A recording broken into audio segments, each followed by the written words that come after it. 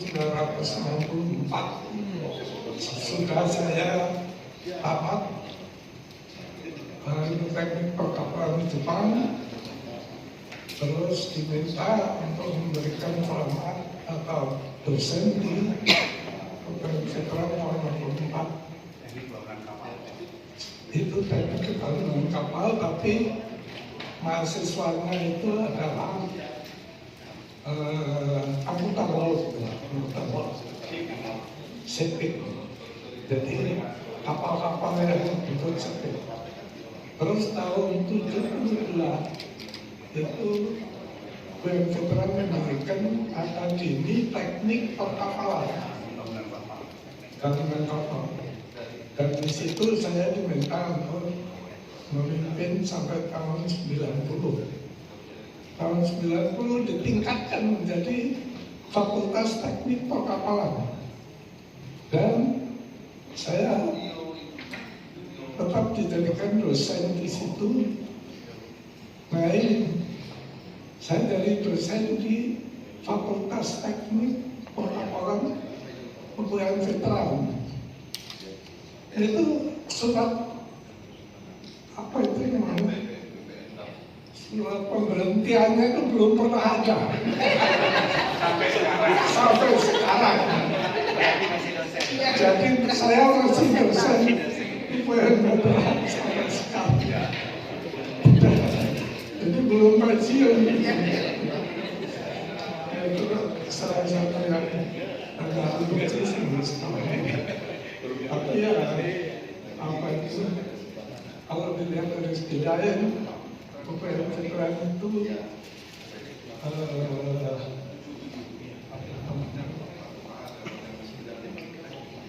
kalau dilihat dari sejarah itu saya menjadi dosen dari kapal.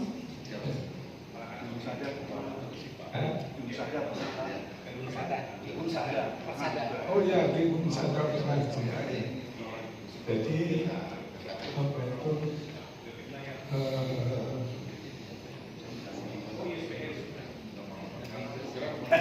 dan Bapak sekarang usianya sudah berapa? Sekarang ada yang tanya usia saya. Saya itu termasuk veteran pejuang kemerdekaan. Dari tahun 45 sampai tahun 50 ikut dalam perang gerilya melawan Belanda. Pada waktu itu saya SMP apa itu di Kota Baru kelas 3, terus ikut serta dalam perjuangan kemerdekaan sampai tahun 50. Sesudah itu ikut tamat SMP SMA tahun 50. Nah, terus saya masuk ke ITB. Saya masuk ke ITB sampai tingkat ketiga. Tapi saya itu baru merasa Indonesia itu negara maritim, pulaunya ribuan. Kok saya belajar jurusan mesin? Terus gimana ini kapal Indonesia menghaji? Maka saya sampai melepaskan diri dari ITB untuk ikut rombongan yang itu ada kesempatan untuk belajar teknik perkapalan di Jepang. Jadi waktu itu memang pemerintah juga ingin agar industri kapal Indonesia itu waktu itu sampai tahun 1960-an, 50 hanya bikin kapal kayu saja. Belum pernah bikin kapal baja. Kalau ada kapal baja yang di Indonesia, itu dibikin di negeri Belanda atau di Singapura. Nah, oleh karena itu saya sebetulnya sudah tahun ketiga ITB itu saya lepaskan sudah. Saya kepingin belajar teknik perkapalan agar supaya Indonesia juga maju dalam bidang perkapalan. Jadi tahun 57 saya tamat dari Jepang, kembali ke Indonesia. Di situ lalu dengan teman-teman lain yang anak negara lain mulai mendirikan kapal baja.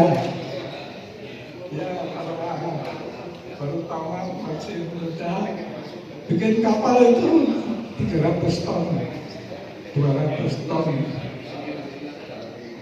Kebetulan terus yang jadi presiden itu Pak Harto, yang jadi Menteri Risteknya Pak Habibie. Nah ini Pak Harto dan Pak Habibie ini yang kepengen industri pesawat terbang, industri kapal, industri kereta api di Indonesia. Lalu kapal-kapal yang waktu itu berlayar di Indonesia di Kilangan Belanda 3.000 ton, internasional 3.000 ton. Kapal 3.000 ton saudara-saudara untuk tahu ya, panjangnya kira-kira 90-100 meter. Itu kan panjang kira-kira lapangan bola. Itu disuruh dibikin oleh Pak Harto dan Habibie di Indonesia. Kapal yang 3.000 ton, padahal kita baru bikin kapal yang 300 ton. Wah, sebenarnya itu satu proyek yang super raksasa. Dan jumlahnya banyak, 55 kapal. Dan kapal baja 55. Disuruh dibikin di Indonesia. Dan perintahnya apa? Harus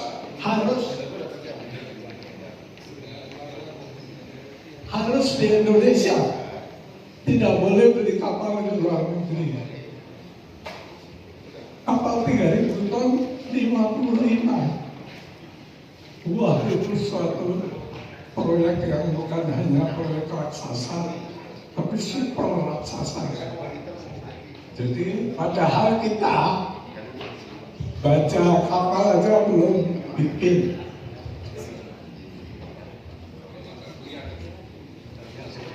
Mesin-mesin di dalam kapal juga nggak ada, jadi dari luar. Jadi kapal itu harus semua diimpor. Bajanya, cat kapal saja harus diimpor. Di dalam kapal ada mesin listrik, ada mesin ini, mesin harus diimpor. Semua harus diimpor. Kalau kapal 300 ton tidak apa-apa. Semua diimpor 3.000 ton satu kapal.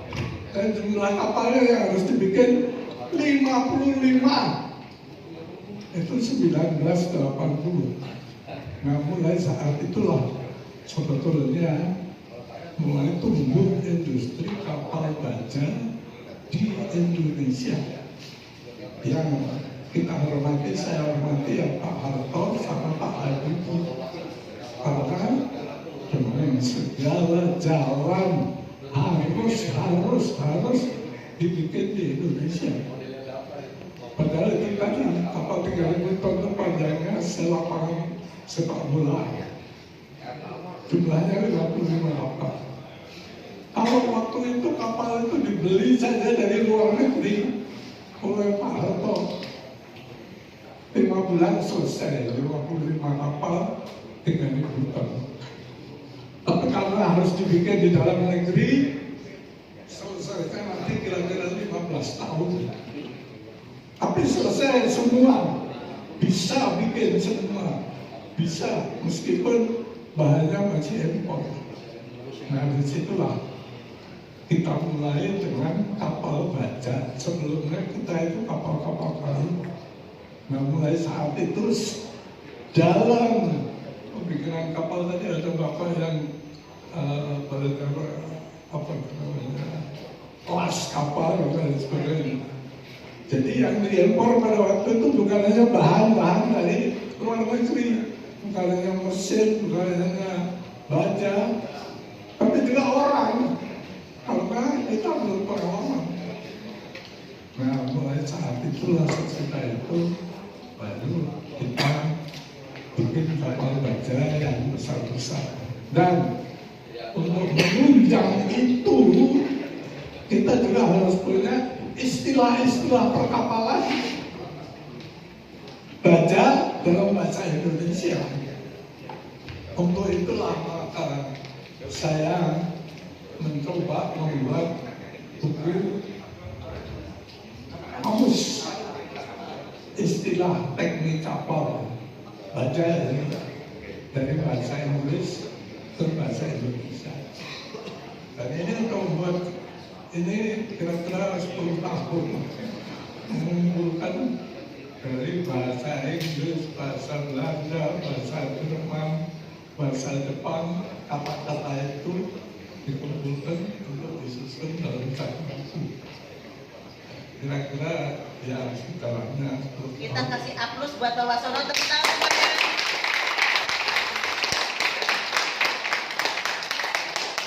Terima kasih. Ini sudah beredar bukan hanya di Indonesia, ke seluruh dunia ya, di negara Eropa, Australia dan lain sebagainya. Oleh karena itu, untuk saudara-saudara, bapak-bapak, untuk apalagi yang belajar perkapalan sudah tentu membutuhkan buku ini. Dan dengan IPRINDO, Asosiasi Galangan Kapal sekarang dilakukan kerjasama. Kalau yang minta nanti apa itu bidang perpustakaan di sekolah-sekolah teknik kapal akan kita berikan gratis. Tepuk tangan semuanya. Kalau untuk dosen dan murid yang mau, nanti bisa kita lanjutkan dengan IPRINDO supaya harganya semurah mungkin. Ya, jadi kalau cetakan yang terakhir itu harganya satu buku itu 150.000. Tapi dengan IPRINDO, marilah nanti bapaknya ada di pendidikan untuk mahasiswa dan dosennya bisa kita landingkan nanti. Tapi kalau untuk perpustakaannya akan kita usahakan gratis. Baik yang STM perkapalan, SMK perkapalan maupun yang akademi misalnya fakultas. Dan ini adalah yang Inggris Indonesia. Saya sekarang sedang menyelesaikan yang Indonesia Inggris. Rusia Indonesia. Rusia Indonesia. Bahasa Indonesia. Itu mudah-mudahan ya pertengahan tahun bulan ini dapat selesai kalau sudah. Itu bisa untuk modal kita membuat kapal baja di Indonesia. Dan pada zaman Pak Harto membuat kapal ukuran 3.000 ton sesudah 55 kapal selesai. Galangan kapal kita bisa bikin kapal untuk Pertamina 7.000 ton. Terus galangan kapal kita di Surabaya yang dipimpin oleh Angkatan Laut bisa bikin kapal 40.000 ton. Ya, jadi sedikit demi sedikit bahannya juga mulai dibuat di Indonesia. Cat kapal itu dulu itu diimpor, cat kapal karena cat kapal dengan cat termahal lain. Kalau cat kapal itu harus